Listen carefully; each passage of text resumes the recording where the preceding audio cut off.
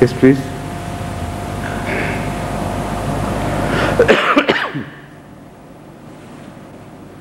Assalamu alaikum.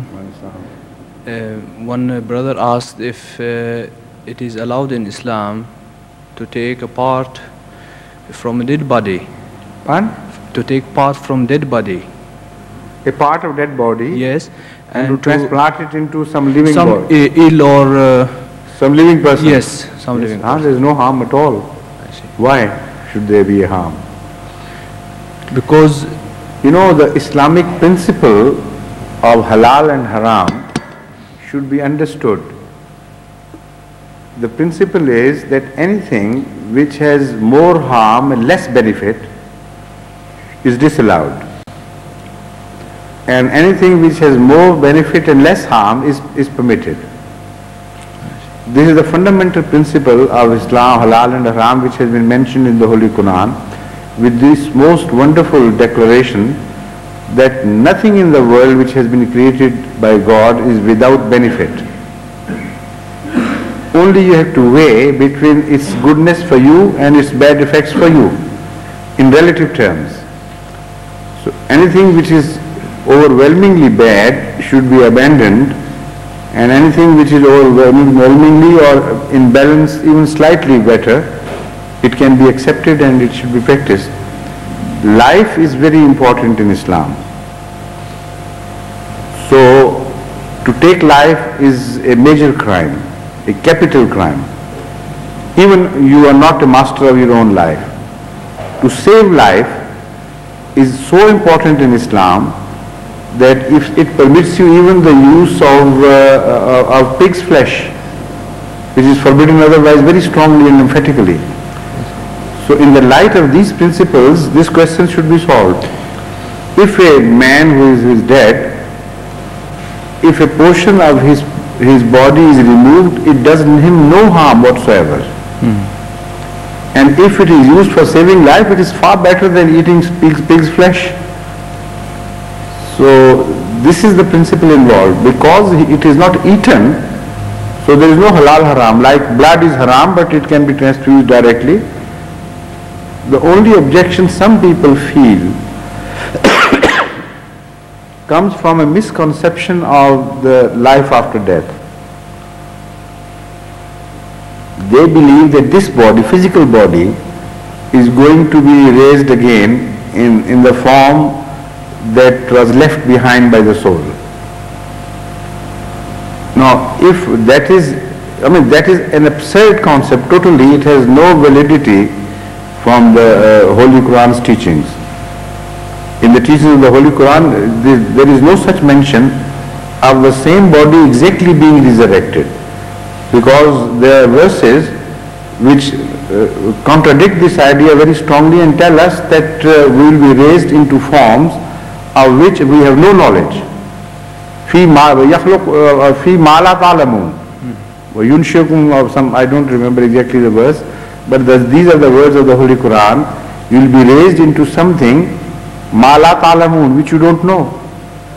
So if the same body was to be resurrected, why should we know it? It would be the same body. Again, what a heaven it would be, where the one-eyed man would raise as a one-eyed man, where a blind person would be given life as a blind person, where a man suffering from arthritis would wake up one fine morning with the same body suffering from arthritis, and an old man who dies in ripe old age, he would rise with the same old body. So what havoc would be played? All the uglinesses, all the shortcomings of this world would be carried into the next world. And is this the concept of heaven which we believe in? This is absurd. There is absolutely no common sense in this. And as I mentioned, the Holy Quran does not say that the same body is going to be found and we are going to live a physical life. It is a completely different world. This is why Rasul Karim Sallallahu Alaihi Wasallam has mentioned it clearly, without any ambiguity, that heaven and earth, and hell are such things of which we have no knowledge whatsoever. no eye has seen such things, no ear has heard. So if this is the same type of life, then everybody has heard. And what about sexual relationship then? And with the same body, if that is the body, then the same sort of spouses would be found there. And what about children? Everybody would be sterile and will have no issue. So all this, when you reconstruct it in the form as it is believed by the non-Ahmadi Muslim Maulvis, it loses sense altogether. So those people who are hesitant to give permission to the transfer of one person's body apart to another person are hesitant because of this concept of heaven and hell or revival after death. And we don't have such concept. So instead of that, all the parts going totally waste, if they can be put to some use for the living being, why not? What about respect of the dead body, as some other religious people from another religion, religious people, non-Muslims, yes, say that we have to respect the dead body. That's why we don't take any part from the dead body. No, the respect of dead body is all right, but not at the cost of the living body. This is why I enunciated, the Holy Quran enunciates the principle of comparative study. The question is not just desecration of one's body. The question is a balance between the need of the living and the right of the dead. Obviously, in this case, the right of the living should be preferred, and because it is not done to insult a dead body, to in any way belittle the sanctity of the dead body, it is done for a good purpose, so no harm. Then it is the question, if Islam allows this, so shall or they? Yes. The Holy Quran, though such practice was carried out, so you can't say Islam allows it.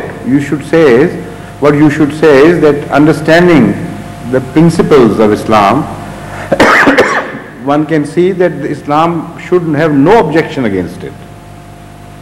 That is all we can say. Shall the doctor seek the permission of the family of the dead man? Of course. And it cannot be done without any permission No, from that will be stealing or theft. I see. Wali is to permit. Yes. Because even in the case of murder, Yes. Wali has the authority in Islam.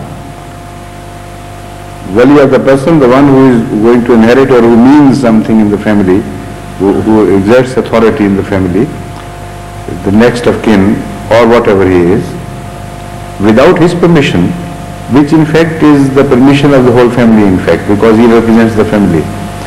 Without his permission, no such thing can be permissible. Jazakumullah. Please. Assalamu alaikum, sir. Yes, please.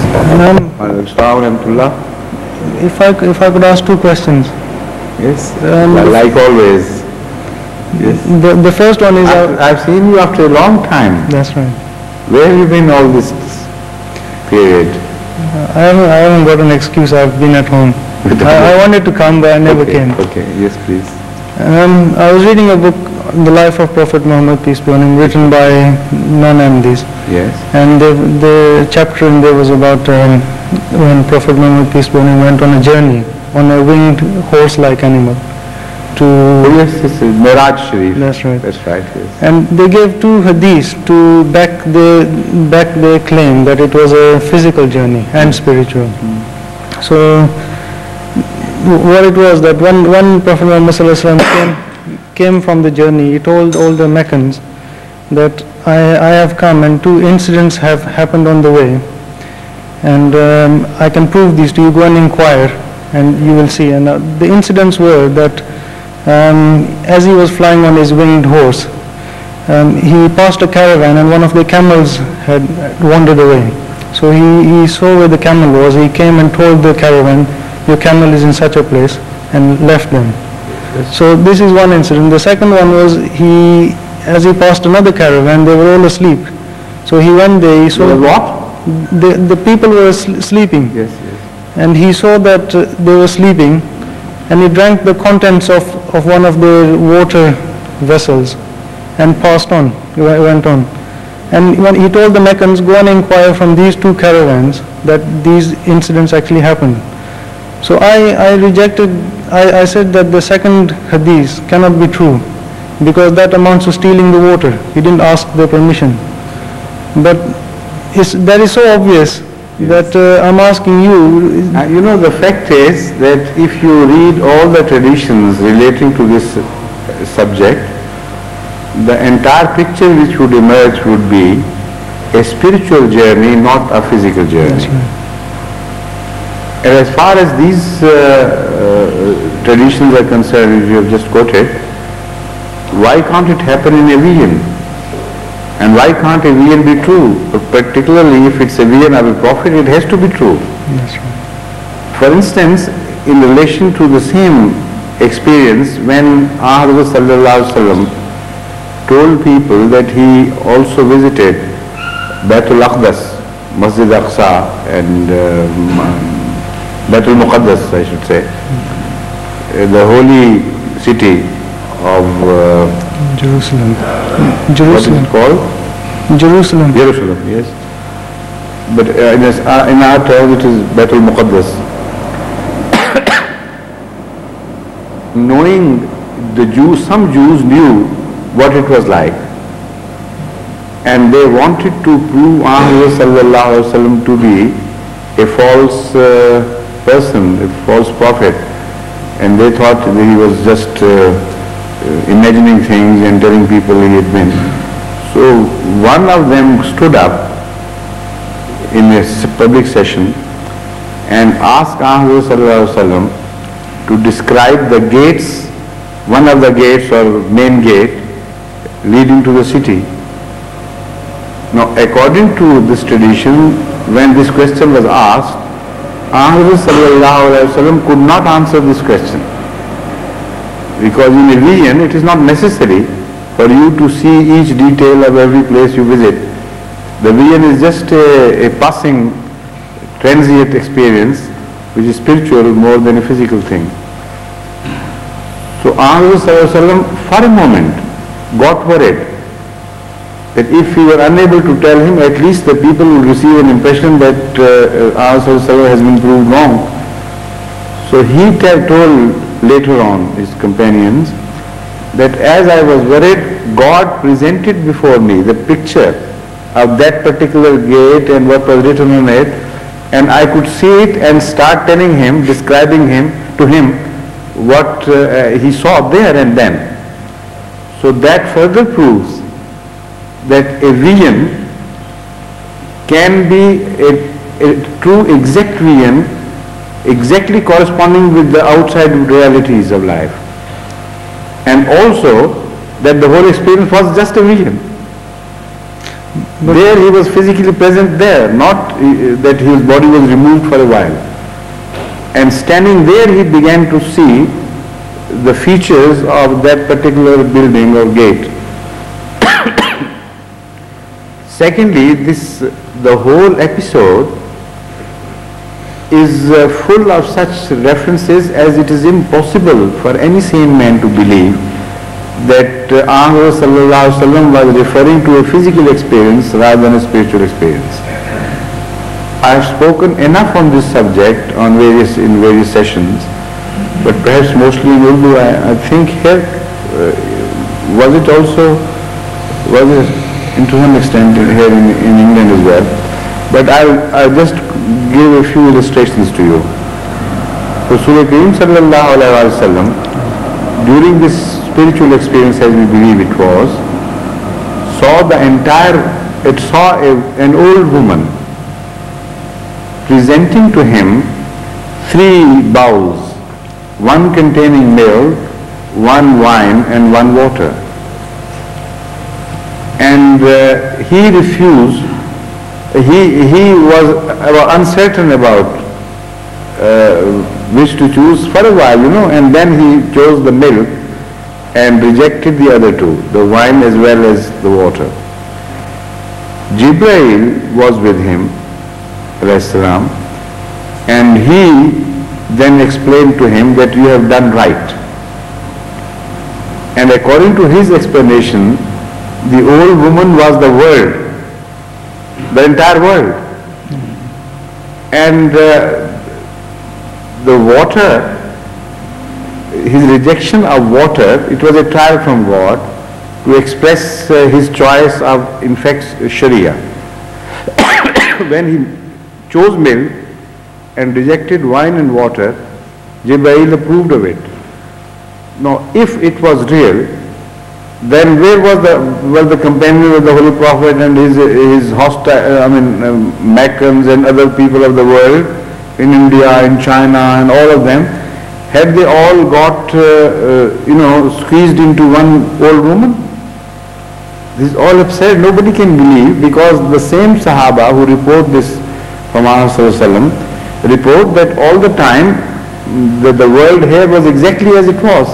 There was absolutely no change in the life in Mecca and Medina. It was a Meccan experience, so there was no change there. Similarly, there are other incidents.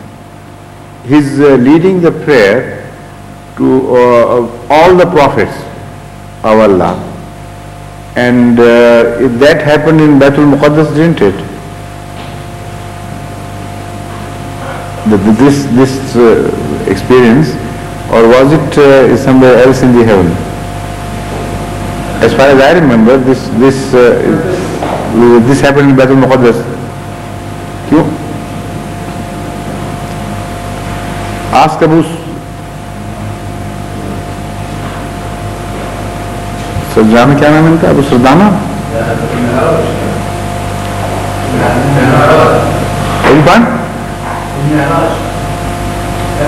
Yes, that's right, yes. In Miraj, that experience which has been quoted, reported, that Ahmad sallallahu alaihi wasallam led prayer, and all the prophets which had ever appeared followed him in the prayer. That was Baitul Maqdis, yes. And that Baitul Maqdis is a very small place as compared to the number of prophets, which according to one tradition is 124,000 prophets. And how did they say prayer behind him?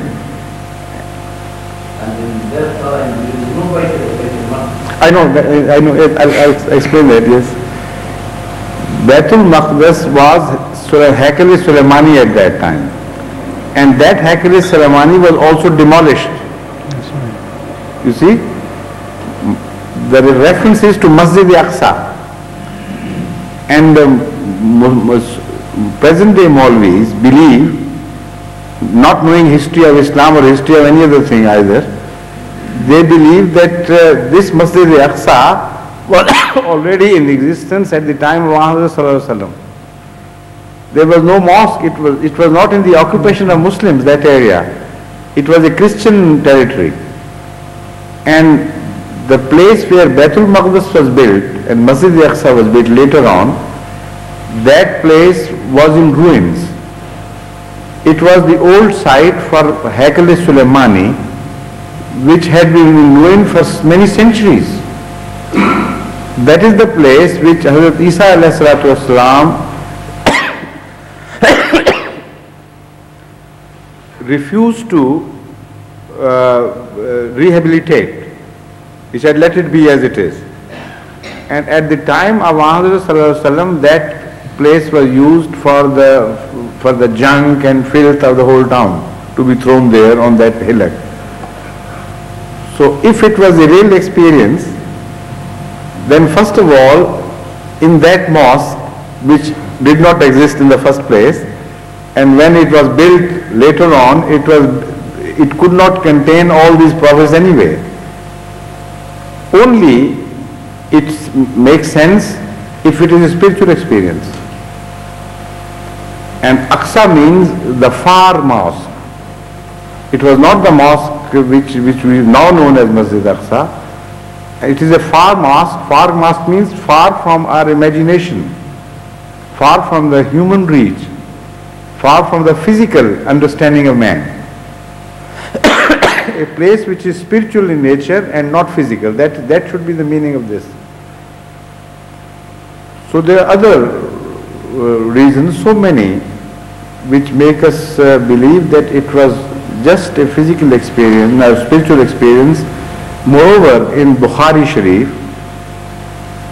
the narrator tells us in the end, and this I believe is reported by Hazrat Aisha Siddiqa radhiyallahu anha, that when this experience was finished, then Hazrat Sallallahu Alaihi Wasallam woke up. It doesn't say that he got dismounted from the horse and then entered the house. It says then he woke up. And also the same tradition tells us that all the time Hazrat Sallallahu Alaihi Wasallam's body was in Hatim. That is the wall surrounding Khana Kaaba. That is to say, he was sleeping there when he saw this vision, and he was asleep and his body remained there. So because the hadith tells us in so many words, there is absolutely no room for such fantastic imaginations which are now being relegated to this episode. But Huzur, when I read hadith like these, that the thing is that internally the way it is written, it is not right. It doesn't fit in with the character of Prophet Muhammad, peace be on him, or something. But that is something which you can understand, so, but they won't. No, but am I right in saying that yes, this absolutely. is wrong? You're right. You're absolutely right. I mean, one's inner nature rejects such things to be physical experiences. But that is for those people who have been, who have been educated properly by Hazrat Muslim Islam's teaching and so on. They begin to see the propriety of things or the lack of propriety of things. But those people who have inherited some stories from the past, they don't know the significance of it, they don't know the problems that are attendant upon them. They just start believing and they don't care whether the world also believes along with them in such things or rejects them. So, to them we have to prove from the traditions, from the Holy Quran verses, logically we must make an effort to prove to them that their concept is wrong and distorted. So if I can ask a second question. Yes, please.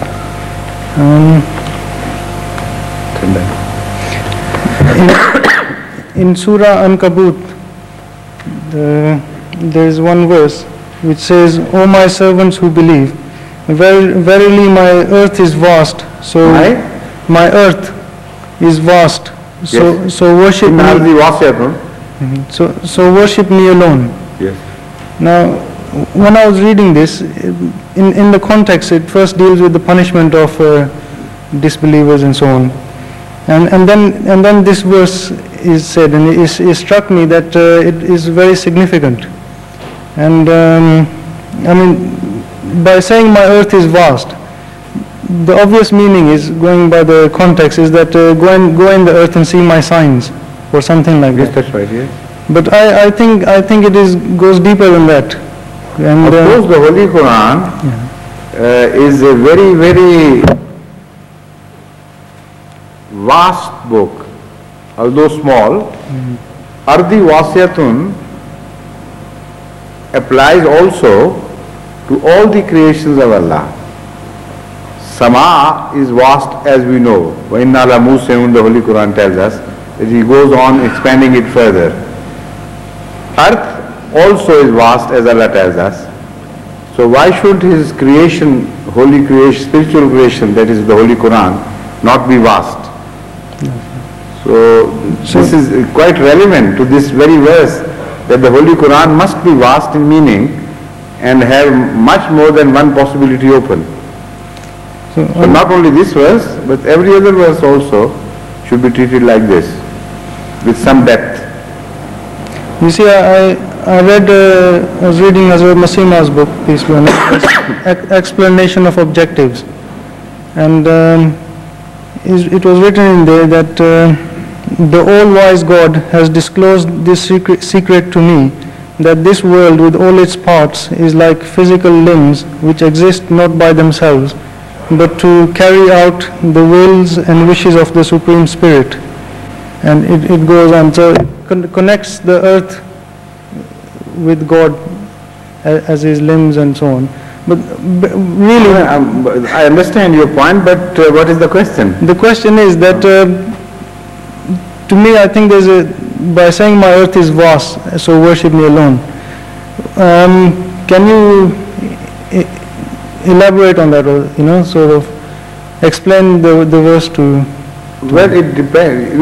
As you have yourself very well observed, this verse itself is vast. Not only is the earth created by God is vast, but also this earth which speaks of this vastness is vast in itself. So the meaning, this can be, interesting commentary can be made on this verse, which would occupy quite some time. But in short, I can point out that despite vastness of the earth, you find no contradiction. And wherever you go, all the fingers of nature would be pointing to one God. That is one meaning of this. That although the vastness of earth should give an opportunity to those who believe in many gods to prove their point. But on the contrary, its vastness helps those who believe in the unity of God and not them. So go and search wherever you can, and everywhere you will find the same God operative, same nature operative. Oneness would be evident in everything, everywhere in the world. So vastness becomes, instead of being a hindrance in the way of believing in one God, it becomes a very great and very positive proof of oneness.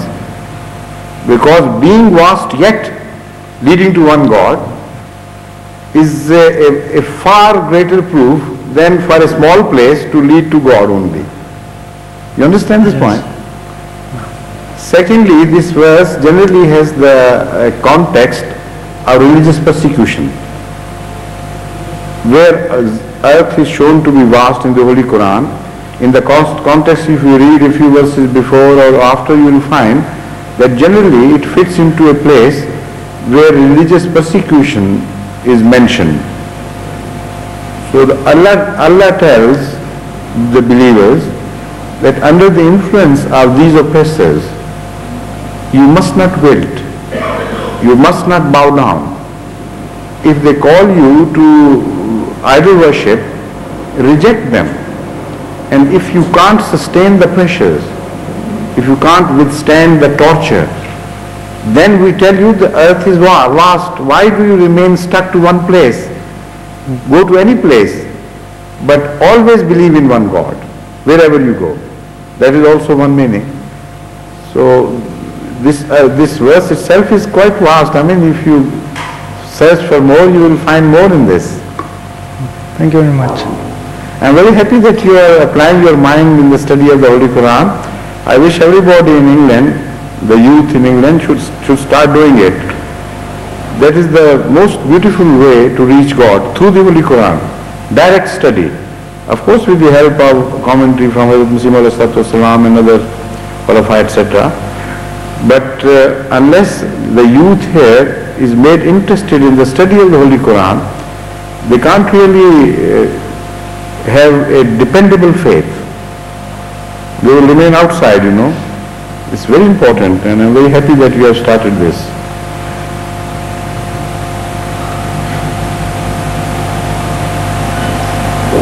Any other question or yes, Hayat Sahib, after all it's your turn. Assalamu alaikum. Wa alaikum assalam wa rahmatullah. All these are questions, I'm afraid. Yes? I got some more? Hazur, I got one humble suggestion Achha. and some questions, but I will ask. But first the humble suggestion. Humble suggestion.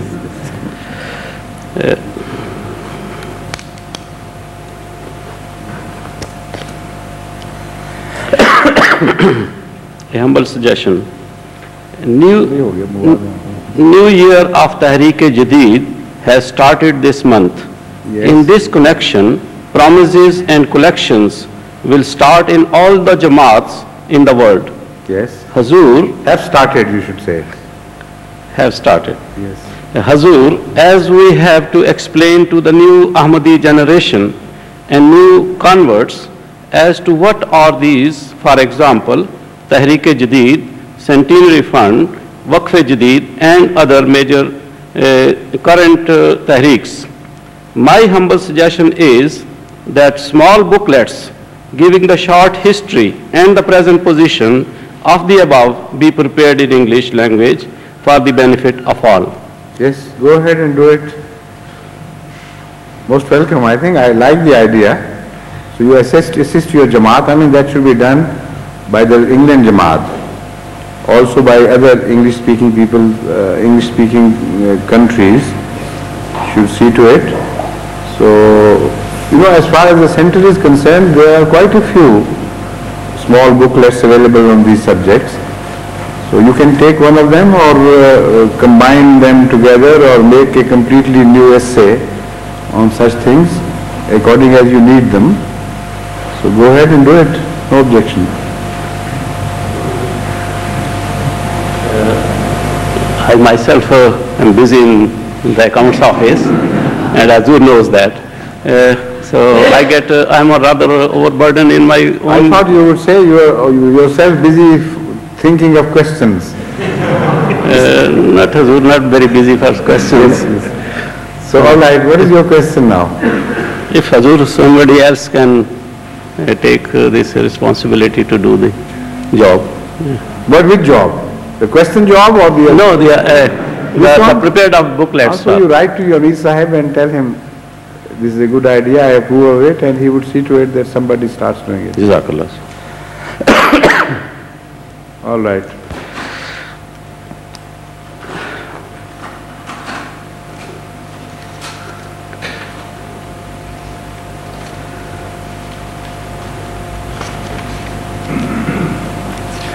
Please. Sorry, I have to change.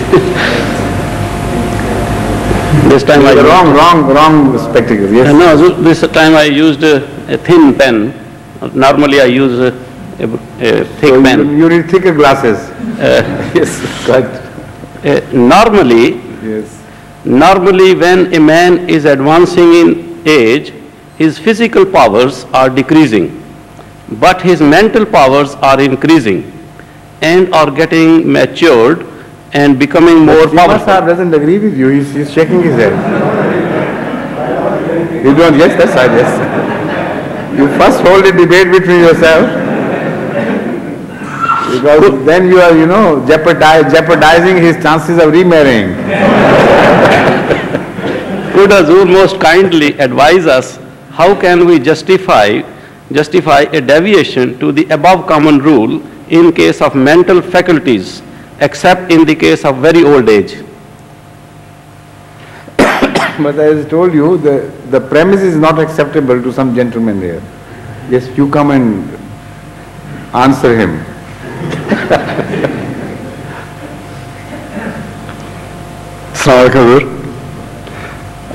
The principle is that old age is not necessarily to be taken as a sickness. Old age, I say again, old age is not to be taken necessarily as to be sickness. As disease, yes. As disease. It should not be taken as such. Yes. And for that, mentally, he says, I can give you proof, I'm above 70, and your mental faculty was so that I used to read, memorize one ruku during 1 month or so. Yes. Right. Now, Imam Sahib knows because I approved him, and I said that my brain has come to the age where the youth of 20 is here. So I asked Imam Sahib. I hope it further does not go further in the same direction. So I thought where to put the best use of this memory at this age, where I should utilize that. So we decided that I should start memorizing the whole Quran. So I have told the Hafiz Sahab, I have already studied memorizing the whole Quran, and the Hafiz Sahab has said that it will take only 5 years for me to memorize the whole Quran by heart. Yes, people have done it before, like Sufi Ghulam Muhammad Sahab, for instance. He So started learning that is why, at very late age. so there's living proof that his question is out of no grounds. No grounds, sir. You know, but what he means is not this. His question is differently framed, completely differently. What he says is that this is an observation that physically man deteriorates ultimately, or begins to deteriorate ultimately after he has turned a corner in his life. But his mental faculties don't. Why this exception is made? This is the question. So he agrees with you, there is no disagreement. But you don't believe that even physical faculties will deteriorate. That's right. For that you will have to pick up a fight with somebody to prove it, you know. So Khaja Club is quite interested in extending your challenge, so we'll see later. Okay. Is there a member of Khaja Club here? Huh? Nabil is there, the president. So tell him that he accepts his challenge. So there should be a bout held between him and the president of Khaja Club, right? Now, his question is based on a fundamental truth mentioned in the Holy Quran. So it shouldn't be taken lightly. We're just talking to you lightly, but the subject in itself is not to be taken lightly. The Holy Quran says, وَمَنْ نُعَمِّرْهُ نُنَكِّسُ فِي الْخَلْقِ. Whomsoever we increase in age, advance in age, we begin to make him recede in his faculties. Khalq here, his faculties bestowed upon him by God. Now this verse is to be studied more carefully, and first of all the question as he is raised, this question should be decided whether this applies to the whole of man or only to his physical aspect. And if to the whole of man, then what is meant by advancement of age? You see, these are the questions. If you consider the age of man today, you will come to notice immediately that the age of man should be understood differently in different areas of the world. In Pakistan, for instance, even in Pakistan, in some areas, the age the age limit is very high. In fact, the greatest longevity in the world is found in one region of Pakistan, that is Hunza.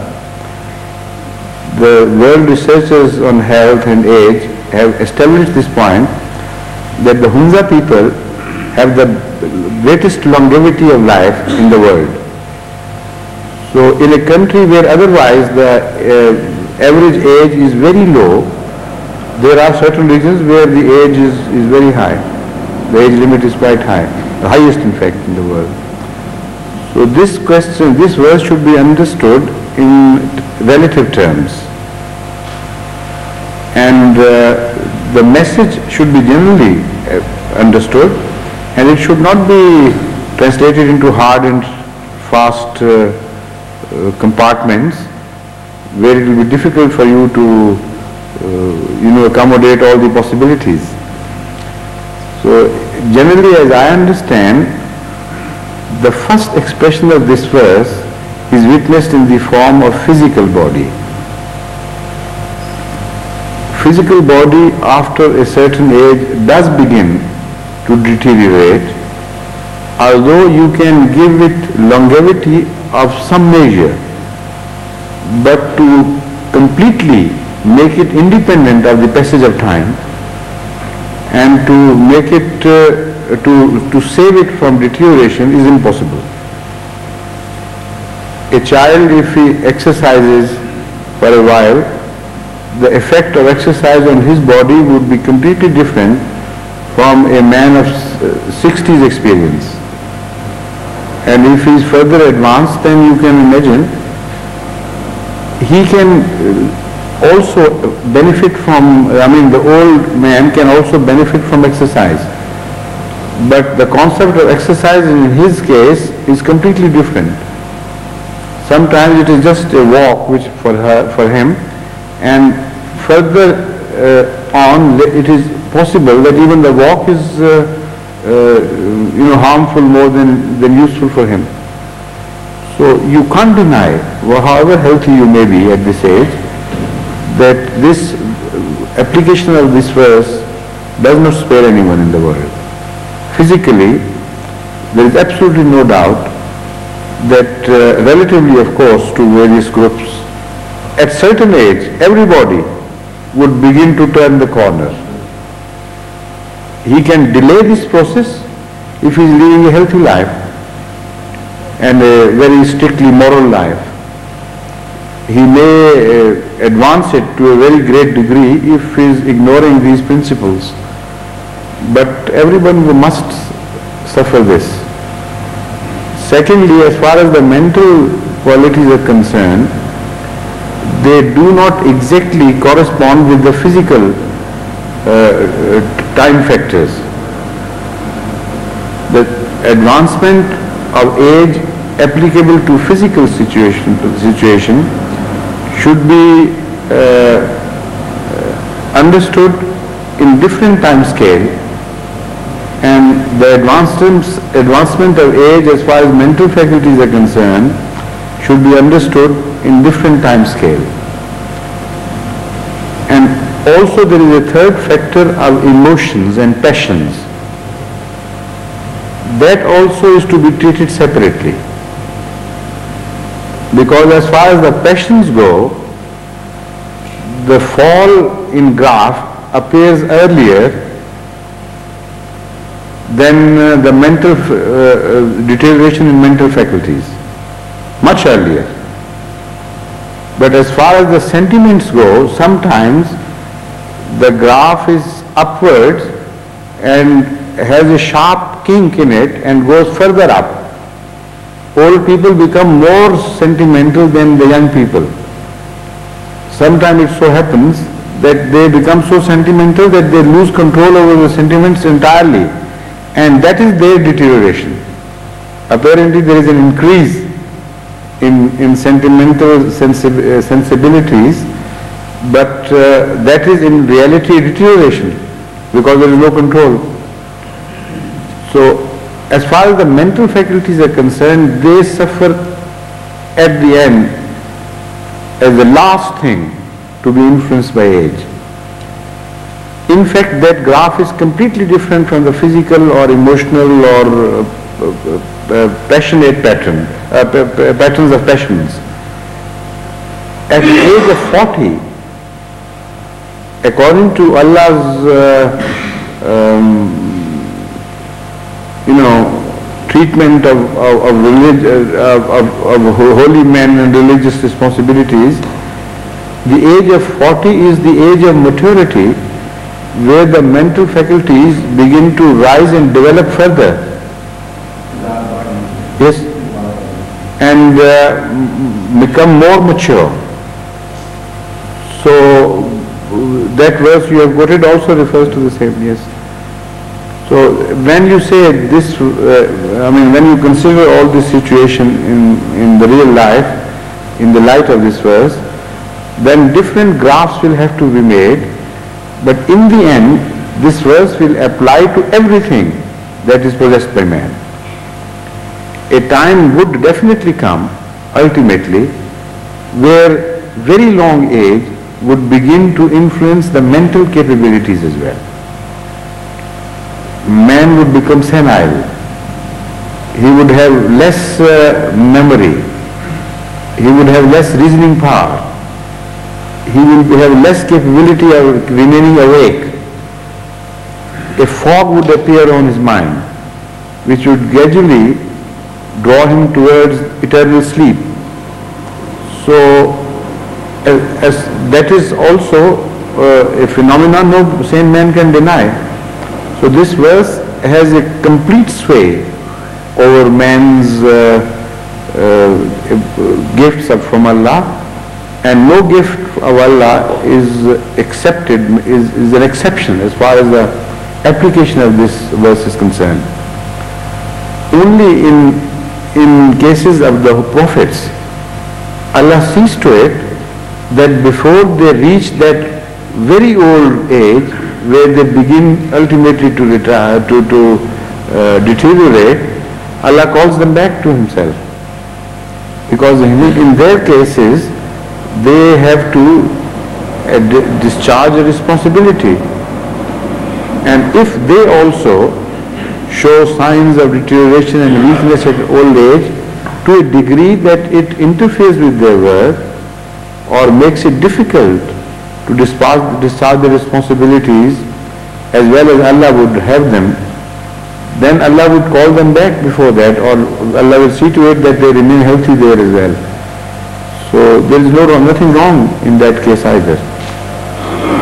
They don't deteriorate mentally because they don't reach that age, which is far too old. So the man namirun nakisu fil khalq is also mentioned elsewhere in the Holy Quran in different ways.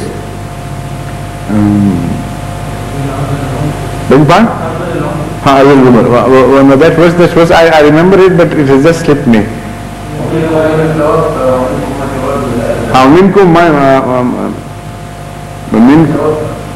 Minkum man?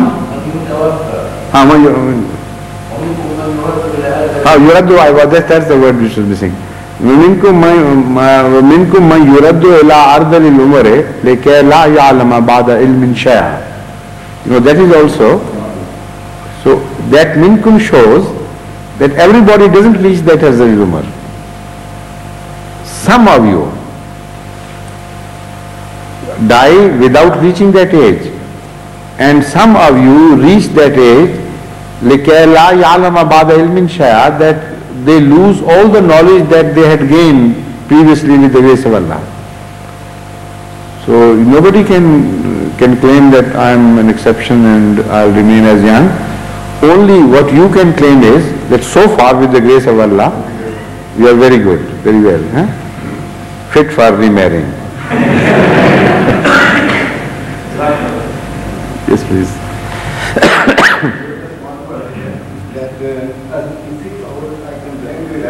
Please.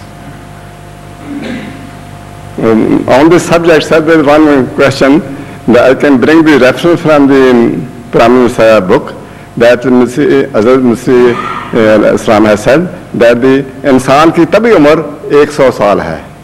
I can bring the reference from the book. But they're absolutely all right. Why not? Tabi umar 100 saal. Yes, why not? Ji. So there is nothing contradictory in this. Please. Yes.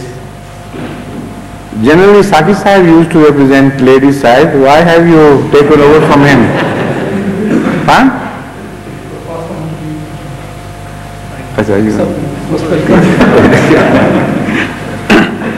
So a note has been received from ladies' side. One lady has written that there was a phone-in program on radio during this week in which a debate was held on the topic of whether there is any life after death or not. Yes. Those people who phoned in and were in favor of the belief could not put forward their belief convincingly, while those who were against it spoke very forcefully. Yes. On a separate extension, people could register a vote. The overall result of the voting was 29% against and 71% in favor. Finally, she says that if Huzur could kindly tell us what proofs one can give that would be very convincing on the existence of the life after death. No palpable proof can be given. All the so-called proofs suggested by the modern thinkers and believers are such as, they don't hold water. It is impossible to prove life after death in a scientific manner. That is the language which is understood by the modern people. So because an attempt was made to prove to the world today scientifically that life after death is a reality and which can be observed and seen and witnessed by people and reported later on. So there were so many objections, and the lady's impression is quite right that those who supported these arguments were weak. And if the overwhelming vote was in favor of this, that was just because they had inherited this belief. As far as the debate itself was concerned, on the merit of this debate, no sensible man should have agreed with the proposal. So I agree with that, because the Holy Quran tells us that none ever returns from that world. No one is permitted to make a return visit to this world and tell people what I have observed and witnessed. So all the effort made by the modern men, modern so-called scientists, are diametrically opposed to the Holy Quran statements, so they must be wrong, and this is exactly true. Moreover, the experiences which they have quoted, but for instance in the book which was first published under the title of Life After Life, it created a great hue and cry and commotion in the world, and both pro and far comments started appearing in many magazines of the world. That book I have read with quite serious application of mind. I read it in 1978. First I think it was in Canada when I think it was the president of the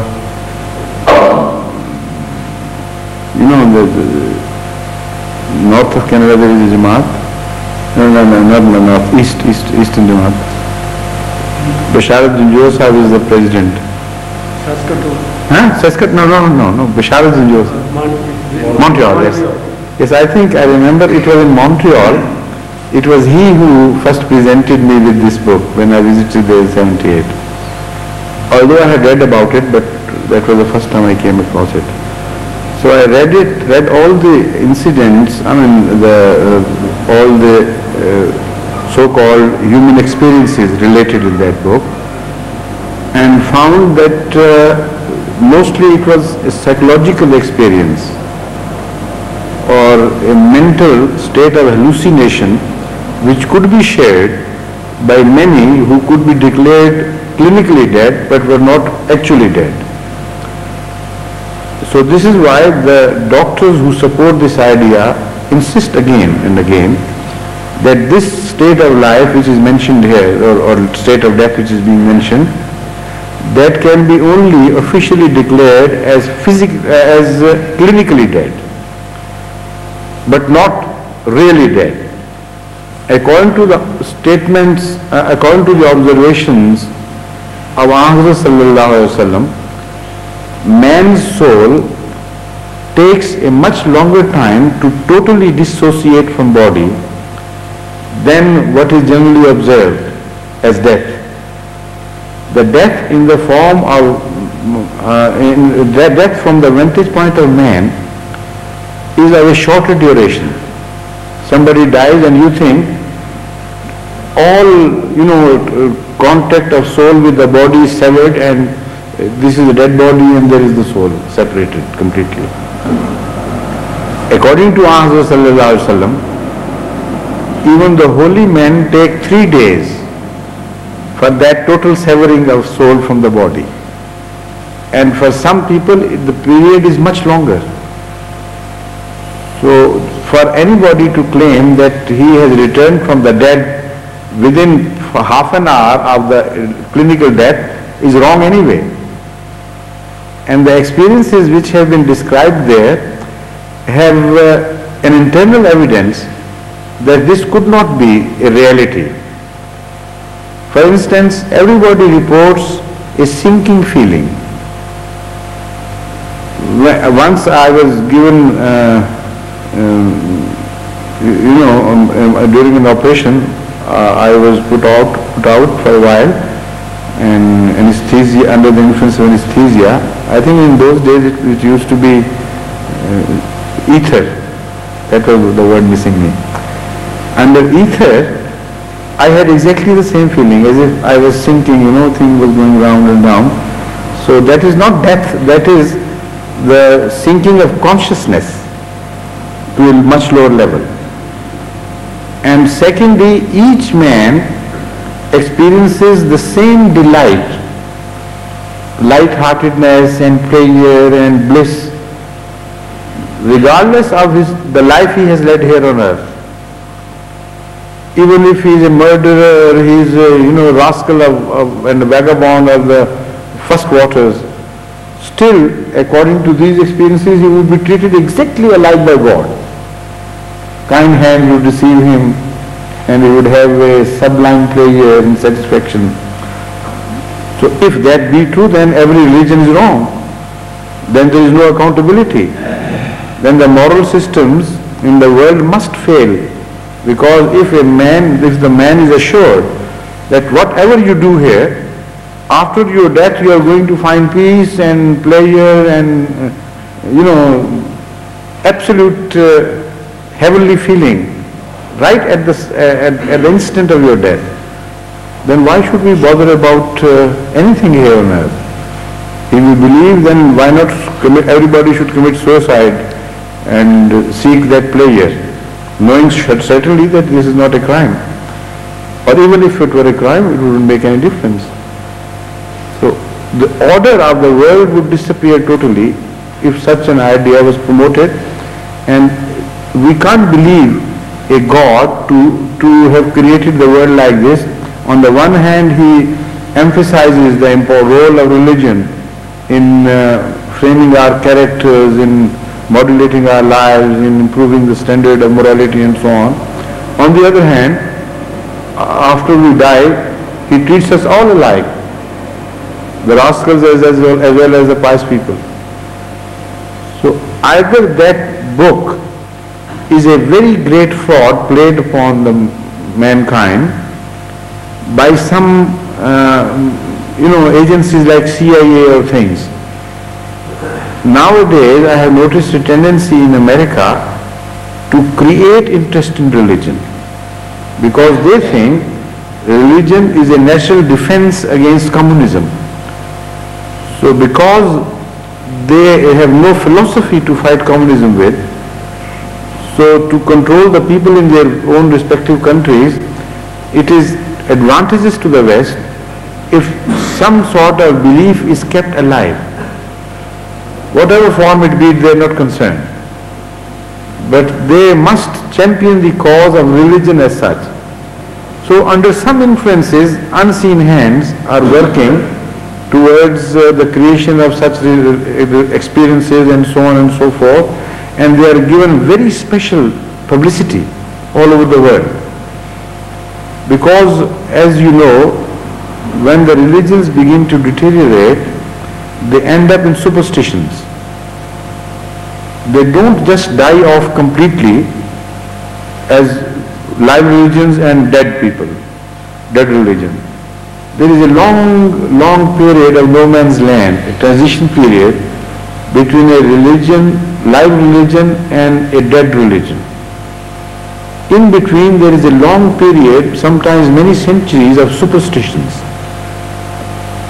So for instance, look at the history, and this is these superstitions are sometimes automatically born and sometimes they are created to keep some faith alive. In Russia, for instance, people believe that there is total atheism. It is wrong. Religion, the lack of religion has given rise to a multiple phenomenon of believing in so many types of superstitions.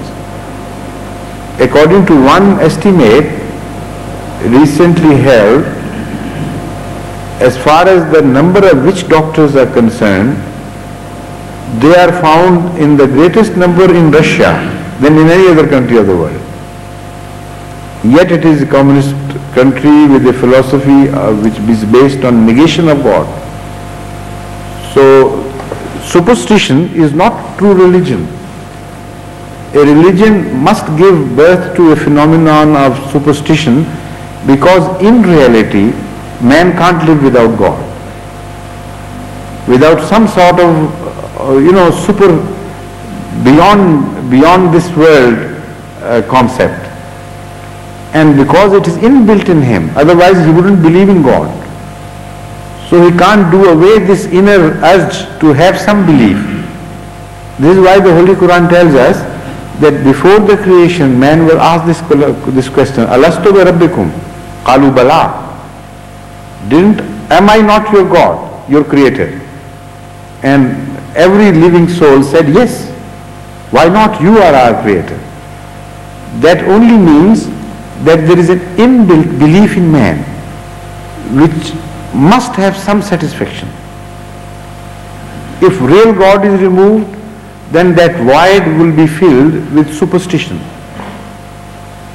And because these modern people have no real God to present, with all the responsibilities of religious life and convincing ideology and so on, so they are making use of this situation, the inner demand of man to have something, to lean to something.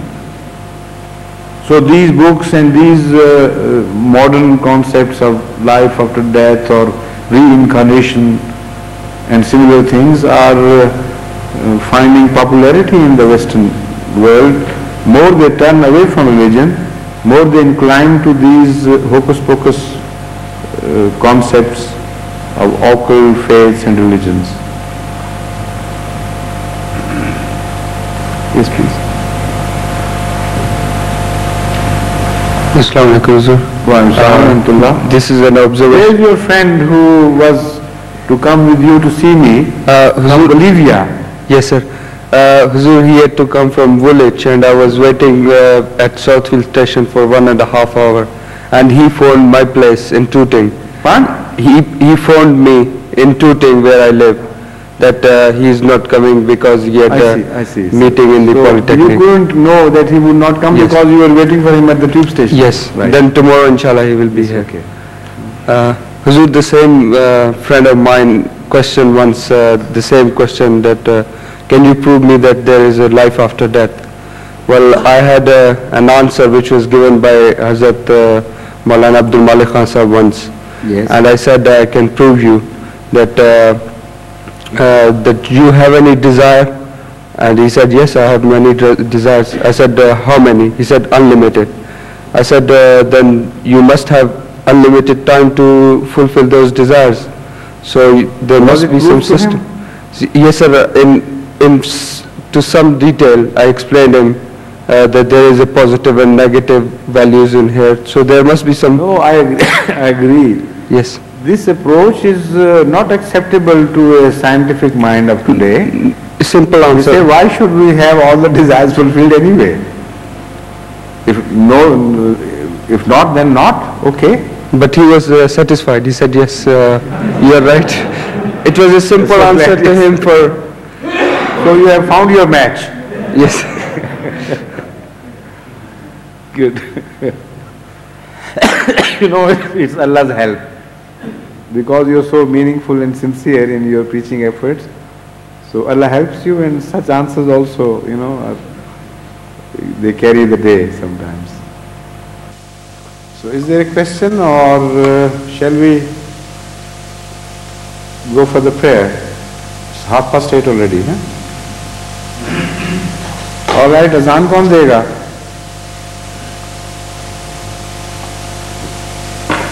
Now let's prepare for the Isha prayer now.